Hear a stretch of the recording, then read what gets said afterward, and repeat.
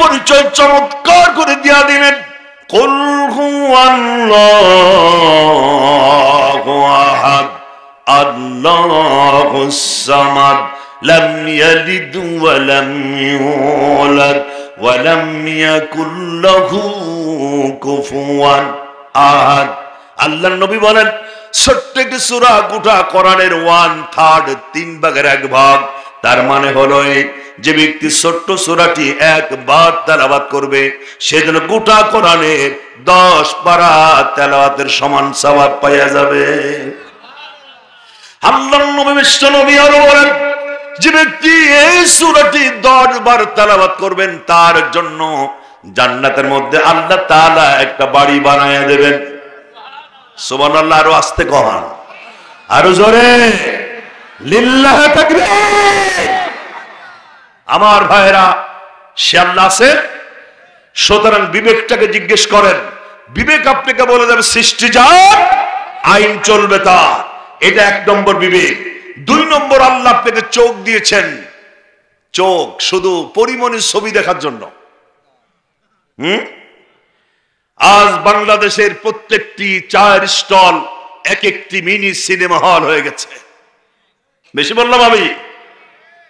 60 বছরই, 80 বছর, 75 বছর বয়সী মুরব্বীরা সিনেমা দেখে, চশমার উপর দিয়ে দেখে, লজ্জাও করে না, শরমও করে না, বেহায়া। আপনার বয়স 60 বছর, 70 বছর, আপনি যদি এখনো ছবি দেখেন, সিনেমা দেখেন, নাচ দেখেন, তাহলে আপনার 22 বছরই টকবগি নাতি ছেলেকে আপনি কিভাবে কন্ট্রোল করবেন? চোখটাকে আল্লাহ কেন দিয়েছেন? কান খুলে শুনুন। আপনার কি বিরক্ত হচ্ছেন, বিব্রত হচ্ছেন? তাহলে আরেকবার হাত দেখানো যাবে, লিল্লাহ তাকবীর। চোখ আল্লাহ কেন দিয়েছেন? কান, ভালো করে কান পেতে শুনুন। চোখের কাজ সিনেমা দেখা নয়, চোখের কাজ ছবি দেখা নয়, চোখের কাজ নাচ শোনা নয়। চোখটাকে আল্লাহ দিয়েছেন আকাশ এবং জমিন দেখার জন্য, ঠিক কিনা?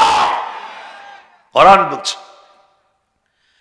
আল্লাহ রাব্বুল আলামিন কোরআন কারীমের মধ্যে পরিষ্কার করে জানিয়ে দিলেন, আফালা ইয়ানজুরুনা ইলাল ইবিলি কাইফা খুলিকাত ওয়া ইলাস সামাই কাইফা রুফিআত ওয়া ইলাল জিবালি কাইফা নুসিবাত ওয়া ইলাল আরদি কাইফা সুতিহাত। বলেন না? বুঝতে পারছি।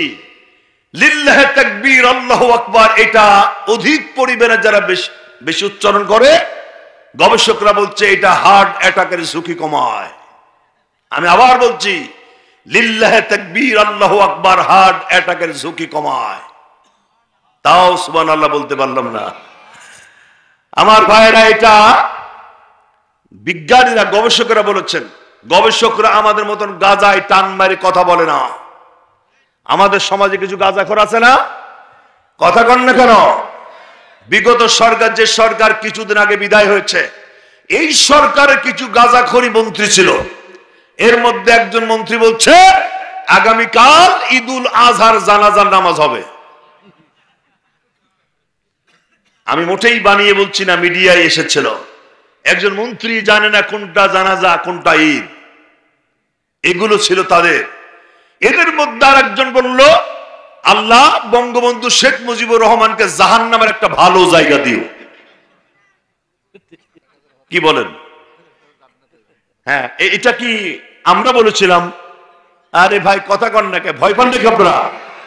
ভয়ের তো কিচ্ছু নাই, কোনো ভয়ের কারণ নাই।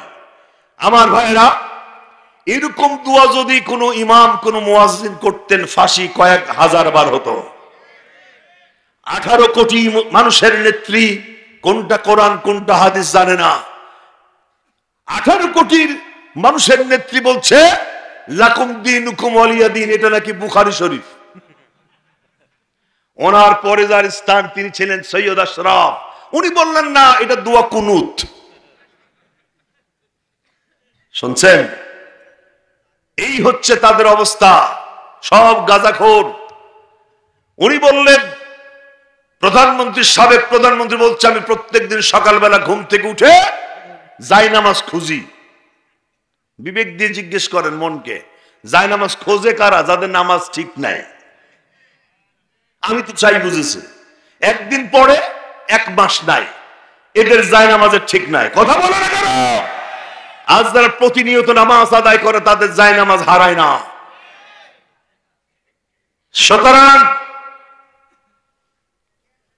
বিজ্ঞানীরা গাজায় টান মারে কথা বলে না, গবেষকেরা বলছে লিল্লাহে তাকবীর, আল্লাহু আকবার, এটা হার্ট অ্যাটাকের ঝুঁকি কমায়। সুতরাং সমস্ত শক্তি দিয়ে সকল দুর্বলতার মুখে ঝাঁকা মেরে সকল শক্তি একত্রিত করে আল্লাহর নামে স্লোগান দিয়ে এই মাঠে ভূমিকম্প বাড়ালেন। লিল্লাহে তাকবীর। সম্মানিত ভাইরা, আল্লাহ রাব্বুল আলামিন বলছেন তাকায় দেখো উটগুলোকে আমি কিভাবে বানাইছি, তাকায় দেখো। আফালা ইয়ানজুরুনা ইলাল ইবিলি কাইফা খুলিকাত। চোখে দেখো না, শুধু সিনেমা দেখো, উটের দিক তাকায় দেখো উটটাকে আমি কেমনে বানালাম। ওয়া ইলাস সামাই কাইফা রুফিআত। আমি আকাশটাকে কত উঁচুতে স্থাপন করলাম। পৃথিবীর বিজ্ঞানীরা গবেষণা করে মাটির পৃথিবী থেকে চাঁদের দূরত্ব কত এ তথ্য দিয়েছেন। ওঠা যাবে না ভাই, এই দোয়া হয়ে যাবে কিছুক্ষণের মধ্যে। হ্যাঁ, না না, নাটক দেখলে তো কোমর টমর লাগে না। অতএব কোরআনের মাহফিলে এটা করা যাবে না। আমরা একেবারেই কাছাকাছি হাজির হয়ে গেছি। সম্মানিত ভাইরা, পৃথিবীর বিজ্ঞানীরা গবেষণা করে মাটির পৃথিবী থেকে চাঁদ কত দূরে তথ্য দিয়েছেন। মাটির পৃথিবী থেকে সূর্য কত উপরে তার হিসাবও বিশ্বের বিজ্ঞানীরা দিয়েছেন। মাটির পৃথিবী থেকে মঙ্গল গ্রহ কত উপরে তারও হিসাব বিশ্বের বিজ্ঞানীরা দিয়েছেন। কিন্তু মাটির পৃথিবী থেকে আকাশ কত উপরে এই হিসাব বিশ্বের বিজ্ঞানীরা আজও দিতে পারে না। পেরেছে? আল্লাহ বলছেন ওয়া ইলাস সামাই কাইফা রুফিআত। তাকায়া দেখো আকাশটা আমি কত উঁচুতে স্থাপন করলাম। আরেকটা আয়াত আল্লাহ বলছে। আমার প্রিয় ভাইরা, কথাগুলো খুব ভালো করে শুনতে হবে। আল্লাহ রাব্বুল আলামিন পরিষ্কার করে জানিয়ে দিলেন ওয়া বানাইনা ফাওকাকুম সাবআন শিদাদা। আমি আকাশটাকে মজবুত করে বানালাম। মজবুত বলতে অনেকে এটার ব্যাখ্যা করেছেন মাটির পৃথিবী থেকে আকাশটা যত উঁচুতে, প্রথম আকাশের ঢালাই এর থিকনেস এত মোটা। না না বুঝলে সুবহানাল্লাহ বলবেন কেন? একটু বুঝাই দিই। মাটির পৃথিবী থেকে আকাশটা যত উপরে, প্রথম আকাশের ঢালাই এত মোটা। প্রথম আকাশের ফ্লোর থেকে দ্বিতীয় আসমানের রূপ পর্যন্ত যত উপরে, এই মহাশূন্যটা যত উপরে, দ্বিতীয় আসমানের ঢালাই আবার এত মোটা। এভাবে আল্লাহ আকাশ বানিয়েছেন 7টি শক্ত করে, যার কারণে আকাশ কখনো ড্যামেজ হয় না, আকাশ কখনো লিক হয় না, আকাশ কখনো ফুটো হয়ে যায় না, আকাশের কখনো রিপেয়ারিং করার দরকার হয় না। সুবহানাল্লাহ বলা যাবে? আল্লাহ বলছেন এগুলো তাকায় দেখো। আরেক জায়গায় আল্লাহ আবার বলছেন, আল্লাহ রাব্বুল আলামিনের পরে বলেন আল্লাযী খালাকা সাবআ সামাওয়াতিন তিবাকা মা তারা ফি খালকির রহমানি মিন তাফাবুত। আল্লাহ রাব্বুল আলামিন বলেন আমি আকাশ বানালাম 7টি স্তরে, একটি নয়, দুইটি নয়, 7টি স্তরে বানালাম। প্রথম আকাশ থেকে, প্রথম জমিন থেকে প্রথম আকাশে মহাশূন্য, তারপরে আকাশ, তারপরে মহাশূন্য, তারপরে আকাশ, তারপর মহাশূন্য, তারপরে আকাশ। এভাবে 7টি আকাশ বানানো হলো। আর আল্লাহ তাআলা বলছেন তোমরা তাকায় দেখো হাল তারা মিন ফুতুর, আমার সৃষ্টির মধ্যে কোনো ভুল আছে নাকি তাকায় দেখো। একজন আল্লাহর ওলি, একজন আল্লাহর দরবেশ এই বটগাছের নিচে বসে কোরআন কারীমের আয়াতগুলো তেলাওয়াত করতেছিলেন। তেলাওয়াত করতে করতে তিনি পৌঁছে গেলেন হাল তারা মিন ফুতুর, দেখো তো আল্লাহর সৃষ্টির মধ্যে কোনো ভুল আছে নাকি। তিনি থমকে দাঁড়িয়ে গেলেন। এরপরে তিনি আল্লাহর সৃষ্টি নিয়ে গবেষণা করতে করতে আল্লাহকে বলছেন রব্বুল আলামিন, তাল গাছটা যেরকম ফলের সাইজ ঠিক আছে, ডাব গাছটা যেরকম ফলের সাইজও ঠিক আছে, বেল গাছটা যেরকম ফলটা ঠিক আছে, কিন্তু বিশাল বট গাছ, গাছের তুলনায় এই ফলটা বড় বেমানান। শুনতেছেন কথা? বুজুর্গ বলছেন আল্লাহ তাল গাছের সাথে ফলের হিসাব ঠিক আছে, ডাব গাছ হিসেবে ডাব ঠিক আছে, বেল গাছের গাছ অনুযায়ী গাছ ফল ঠিক আছে, কিন্তু বট গাছের হিসেবে ফল ঠিক নাই, খুব ছোট, এটা বড় বেমানা, একটা আনসাইন্টিফিক তত্ত্ব আমার চোখে ধরা পড়ছে। ওই দরবেশ বলছে তাফসীরের মধ্যে এসেছে বুজুর্গ যখন এই চিন্তা করতেছিলেন, হঠাৎ করে বাতাসের আঘাতে ডালে ডালে বাড়ি লেগে আধা পাকা একটা বটের ফল ঠস করে বুজুর্গ নাকের উপর পড়ছে। বুজুর্গ আল্লাহু আকবার বলে সিজদায় পড়ে গেলেন আর বললেন, রব্বুল আলামিন, তোমার সৃষ্টির মধ্যে কোনো ভুল নাই, কারণ আমার পরিকল্পনা, আমার চিন্তা অনুযায়ী যদি গাছের বডি অনুযায়ী ফলের ওজন হইতো, আর যে পজিশন মতন পড়ছে তাতে আমার নাক যেত, কল্লা উড়ে চলে যেত। সুবহানাল্লাহ বলা যাবে নাকি? আল্লাহ বলছেন তাকায় দেখো। এরপর আল্লাহ রাব্বুল আলামিন বলছেন, আরেক জায়গায় বলছেন, আলাম নাজআলিল আরদা মিহাদা, আল্লাহ জমিনকে বসবাসের উপযোগী করলেন। সুবহানাল্লাহ বলেন আরো জোরে। আল্লাহ রাব্বুল আলামিন সূরা বাকারায় চমৎকার করে জানিয়ে দিলেন, আল্লাযী জাআলা লাকুমুল আরদা ফিরাশাও والسماء بناء وأنزل من السماء ماء فأخرج به من الثمرات رزقا لكم فلا تجعلوا لله أندادا وأنتم تعلمون। আল্লাহ বলছেন আমি আকাশ বানালাম ছাদ, জমিন বানালাম বিছানা। খুব ভালো করে শুনবেন, আল্লাহ বিছানা বললেন কেন, জমিনকে বিছানা কেন বললেন? অন্য একটি জায়গায় বলা হচ্ছে আল্লাহ জমিনকে বসবাসের উপযোগী করেছেন, আর এখানে বলা হচ্ছে জমিনকে বিছানা, কারণ বিছানা নরমও বটে শক্তও বটে, খুব বেশি নরমও না খুব বেশি শক্তও না। জমিন নরমও বটে শক্তও বটে, বেশি নরমও নয় বেশি শক্তও নয়। সুবহানাল্লাহ বলেন না কেন? বিছানা যদি খুব বেশি নরম হতো, আপনি বিছানায় যাওয়ার সাথে সাথে পুরো বডিটা বিছানার মধ্যে ঢুকে যেত, এটা আরামের বিপরীত কষ্ট হতো।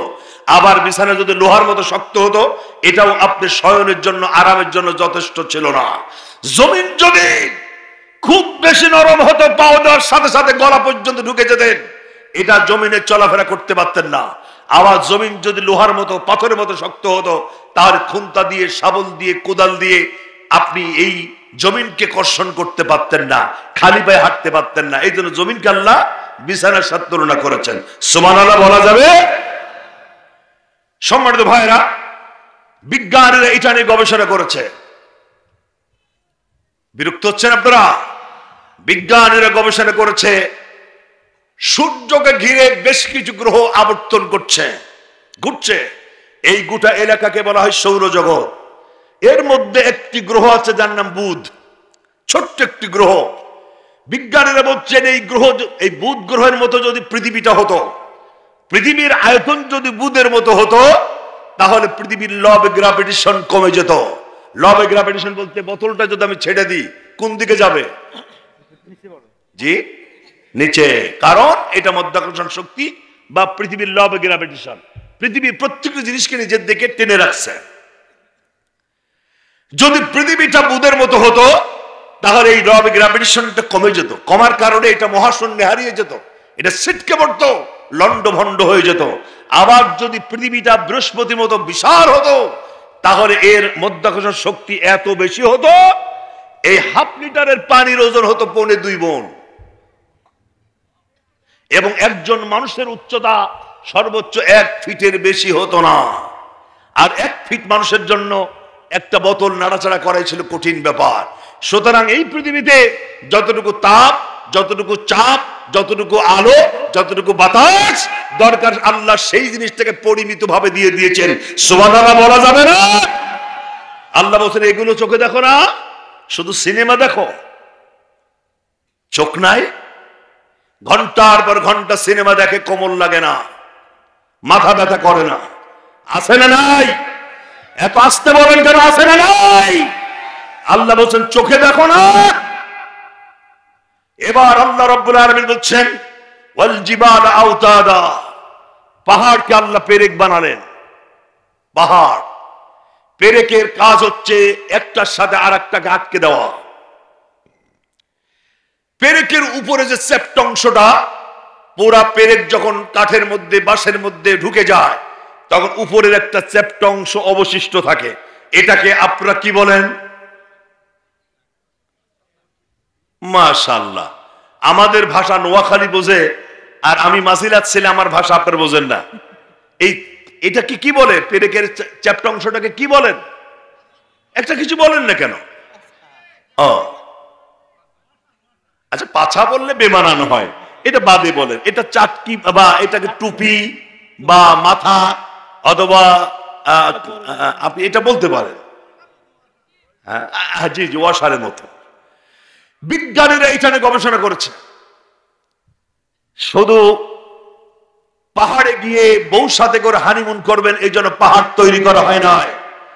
শুধু বঙ্গোপসাগরে নতুন বউ নিয়ে অর্ধলগ্ন হয়ে হানিমুন করার জন্য বঙ্গোপসাগর তৈরি করা হয় না। কথা বলেন না কেন? এগুলো তাকায় দেখেন, পাহাড়ে উঠে তাকায় তাকায় দেখেন, পাহাড় যদি এত বিশাল হয় তাহলে এর স্রষ্টা, এর মালিক কত বিশাল।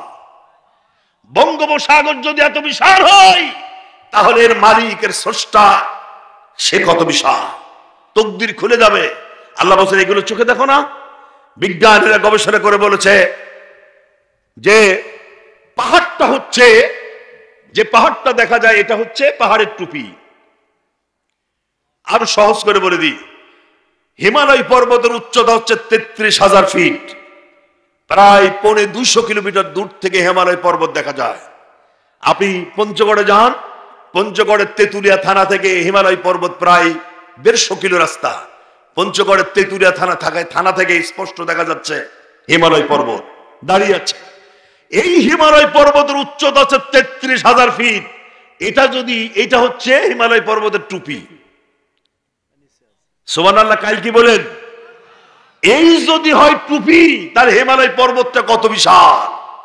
কে বানিয়েছেন? এই জন্য বানিয়েছেন যেন পৃথিবীর দোল না খায়, পৃথিবী যেন কাত না হয়ে যায়, পৃথিবী যেন নড়ে চড়ে না যায়। আল্লাহু আকবার। আল্লাহ বলছেন এগুলো চোখে দেখো না? আল্লাহ রাব্বুল ইজ্জাত ওয়াল জালাল এইগুলোকে দেখতে বলছেন। এরপর আল্লাহ তাআলা আবার বলছেন সূরা ফুরকান আয়াত কারিমা 53, খুব ভালো করে শুনুন। আমার যুবকেরা, তরুণেরা, যুবনেরা, আমার পিতারা, আমার মায়েরা, খুব ভালো করে শুনতে হবে কথা। আল্লাহ রাব্বুল আলামিন চমৎকার করে জানিয়ে দিলেন ওয়া হুয়াল্লাযী মারাজাল বাহরাইনি হাদা আযবুন ফুরাতুন ওয়া হাদা বিলহুন মুজাদ وجعل بينهما برزخا وحجرا مهجورا। আল্লাহ তাআলা বলছেন বঙ্গোপসাগরের পানিকে আমি লবণাক্ত করলাম, আর পদ্মা, মেঘনা, যমুনার পানিকে আমি মিষ্টি বানালাম। কিন্তু কেন? চিন্তা করেছেন কোনদিন? চিন্তা করবেন কখন? কিলাকিলি করি তো জান শেষ। এগুলো নিয়ে ভাববেন কখন? আল্লাহ বলছেন আমি নদীর পানিকে মিষ্টি করলাম আর সাগরের পানিকে লবণাক্ত করলাম। কারণটা কি? কারণ সাগরের পানি হচ্ছে স্থির আর নদীর পানি হচ্ছে প্রবাহমান। যারা বঙ্গোপসাগরে গেছেন তারা আমার কথা মিলাই নেবেন। বঙ্গোপসাগরে কোনো স্রোত নাই, শুধু তরঙ্গ, শুধু ঢেউ তৈরি হয়। একটা ঢেউ আসছে পড়ছে, ওটা আবার ফেরত যাচ্ছে, আবার আসছে পড়ছে। কিন্তু বঙ্গোপসাগরে কোনো স্রোত নাই। পদ্মা, মেঘনা, যমুনা, কুশিয়ারা, কপোতাক্ষ, ব্রহ্মপুত্র, এতে স্রোত রয়েছে। কারণ অসংখ্য মরা লাশ, গরু মরা, কুকুর মরা, শিয়াল মরা, বাগান, পায়খানা, নর্দমা সবগুলো বঙ্গোপসাগরে নদী দিয়ে ভাসতে ভাসতে, পদ্মা, মেঘনা দিয়ে ভাসতে ভাসতে বঙ্গোপসাগরে জমা হচ্ছে। আর বঙ্গোপসাগরে আল্লাহ lakh crore billion trillion metric ton লবণ ঢেলে দিয়েছে। লবণের কাজ হচ্ছে মুহূর্তের মধ্যে সমস্ত আবর্জনা ধ্বংস করে দেওয়া। আরো জোরে বলেন সুবহানাল্লাহ। আল্লাহ বলেন চোখে দেখো না? চোখ দিয়েছে শুধু সিনেমা দেখার জন্য। এগুলো যদি তুমি দেখতে হাও, তোমার তকদির খুলে যাবে, আল্লাহ সম্পর্কে তোমার জ্ঞান ক্লিয়ার হয়ে যাবে, স্পষ্ট হয়ে যাবে। আয়াতে কারিমা 31 চমৎকার করে আল্লাহ তাআলা জানিয়ে দিলেন, আলাম তারা আন্নাল ফুলকা তাজরি ফিল বাহরি বিনি'মাতিল্লাহ। আল্লাহ বলেন, ও বিজ্ঞানের ছেলেরা, তাকায় দেখো সমুদ্র বন্দর এবং নদী বন্দরের দিকে। সমুদ্র বন্দর নদী বন্দর দিক তাকায় দেখো, লক্ষ লক্ষ টন ওজন নিয়ে জাহাজগুলো পানির মধ্যে ভেসে চলেছে, ডুবে যায় না কেন? কে ভাসিয়ে রেখেছে? মানুষ না আল্লাহ। যেমন পৃথিবী প্রত্যেকটা জিনিসকে নিজের দিকে টানছে, পানির ধর্ম হচ্ছে প্রত্যেকটা জিনিসকে উপরের দিকে ঠেলে রাখছে। আল্লাহ রাব্বুল আলামিন বলছেন, পানির মধ্যে যে ঊর্ধ্ব চাপ, এই চাপ কে সৃষ্টি করে দিয়েছে? মানুষ না আল্লাহ? আল্লাহ নাম জোরে বলেন কেন? কে বানিয়েছেন? বিজ্ঞানের ছেলেরা যদি তাদের পাঠ্য তালিকায় আল্লাহর কোরআনের আয়াতগুলো তেলাওয়াত করত, আল্লাহর কসম একটা বিজ্ঞানের ছেলে নাস্তিক হতে পারে না। কথা ঠিক কিনা? আল্লাহ রাব্বুল আলামিন এরপর আবার বলছেন, কোরআন কারীম কত চমৎকার করে বলছেন। আল্লাহ তাআলা কি সুন্দর করে বলছেন সূরা ওয়াকিয়া 68-69 নম্বর আয়াত। আল্লাহ রাব্বুল আলামিন বলেন, আফারাইতুমুল মাল্লাযী তাশরাবুনা আনতুম আনজালতুমুহু মিনাল মুজনি আম নাহনুল মুনজিলুন। আফারাইতুমুল মাল্লাযী তাশরাবুন, তোমরা যে পানি পান করো, এই পানি কে নাজিল করে? চোখে দেখো না? কে নাজিল করেন? কিভাবে নাজিল করেন? বিজ্ঞানীরা বলছেন সূর্যের আলোয় বঙ্গোপসাগরের পানি উত্তপ্ত হচ্ছে, গরম হচ্ছে, তারপর এটা বাষ্পীয়কার উত্থিত হচ্ছে, মেঘমালায় পরিণত হচ্ছে, হিমালয় পর্বতে ধাক্কা খাচ্ছে, এরপর বৃষ্টি হচ্ছে। সেই বৃষ্টি গড়তে গড়তে পদ্মা, মেঘনা, যমুনা দিয়ে গড়তে গড়তে বঙ্গোপসাগরে জমা হচ্ছে, আবার পানি গরম হচ্ছে, মেঘমালায় পরিণত হচ্ছে, হিমালয় পর্বতে ধাক্কা খাচ্ছে, আবার বৃষ্টি হচ্ছে, সেই বৃষ্টি বঙ্গোপসাগরে জমা হচ্ছে, আবার গরম হচ্ছে, আবার মেঘমালায় পরিণত হচ্ছে, আবার বৃষ্টি হচ্ছে। এই সিস্টেমটা কার? পুরুষের মতো ধরে বল, সিস্টেম কার? আল্লাহ বলছেন, আফারাআইতুমুল্লাযী, চোখে দেখো না? তুমি যে পানিটা পান করছে, পানি কে নাযিল করেছে? মানুষ না আল্লাহ? বারবার আপনাকে চোখ দিয়ে দেখতে বলছেন আল্লাহর সৃষ্টি, সেই চোখ দিয়ে পরিবহনের ছবি ছাড়া কিছুই দেখি না। ঘন্টার পর ঘন্টা, দিনের পর দিন আমরা সিনেমা দেখতেছি, সময় নষ্ট করছি, অথচ কোরআন পড়ার সময় পাচ্ছি না, মসজিদে যাওয়ার সুযোগ পাচ্ছি না, তাফসীর মাহফিলে বসার সুযোগ হয় না। কথা বেশি বললাম না? ঠিক আছে বন্ধুগণ, এরপর আল্লাহ রাব্বুল আলামিন বলেন, আফারাআইতুমুন নার আল্লাতী তুরুনা আনতুম আনশাআতুম শাজারাতাহা আম নাহনুল মুনশিউন। চোখে দেখো না? তুমি যে রান্না বাড়াই যে আগুন জ্বালাও, এই আগুন যেটা দিয়ে জ্বালাচ্ছ, এই ইন্ধনটা তুমি কই পাও? কার এটা? কেরোসিন কার? ও, আপনাদের যে জবাব তাতে মনে হচ্ছে আপনাদের সব পার্সোনাল কেরোসিনের খনি আছে। কেরোসিন কার? পেট্রোল কার? ডিজেল কার? গ্যাস কার? আল্লাহ বলেন, এগুলো দিয়ে তুমি আগুন জ্বালাচ্ছ, এগুলো কার? আফারাআইতুম, চোখে দেখো না? আরেকটা আল্লাহ চমৎকার করে বলে দিচ্ছেন, চমৎকার করে। আল্লাহ রাব্বুল আলামিন বলছেন, ওয়া ইন্না লাকুম ফিল আনআমি লা'iবরাতান নুসকিকুম মিম্মা ফি বুতুনিহি মিন বাইনি ফারসিন ওয়া দামিল লাবানান খালিসান সাইগাল লিশ-শারিবিন। আল্লাহ রাব্বুল আলামিন বলেন, গাভীগুলোর দিকে তাকায়া দেখো, গাভী গরুর দিকে তাকায় দেখো, গাভী গরুর শরীরের মধ্যে আছে পায়খানা, এর মধ্যে আছে প্রস্রাব, এর মধ্যে রক্ত।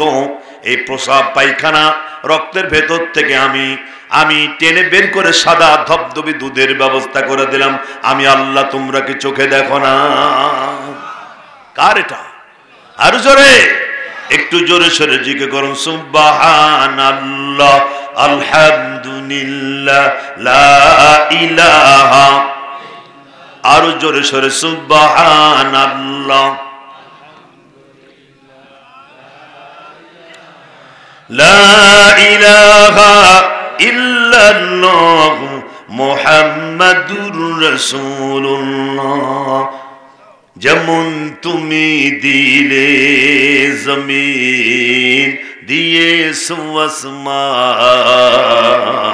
সুখের সমাজ গড়তে দিলে তেমনি কোরআন তোমার দয়া ফুরান, দয়া ফুরান, দয়া ফুরান। লিল্লাহ তাকবীর।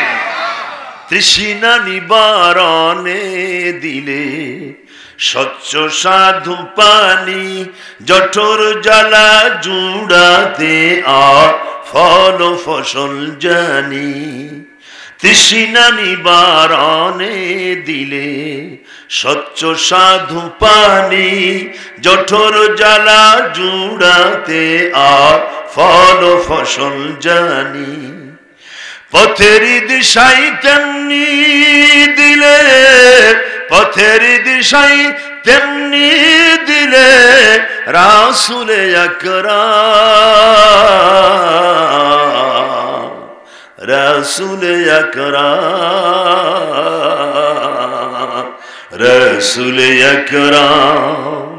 যেমন তুমি দিলে জমিন দিয়েছো আসমান, সুখের সমাজ গড়তে দিলে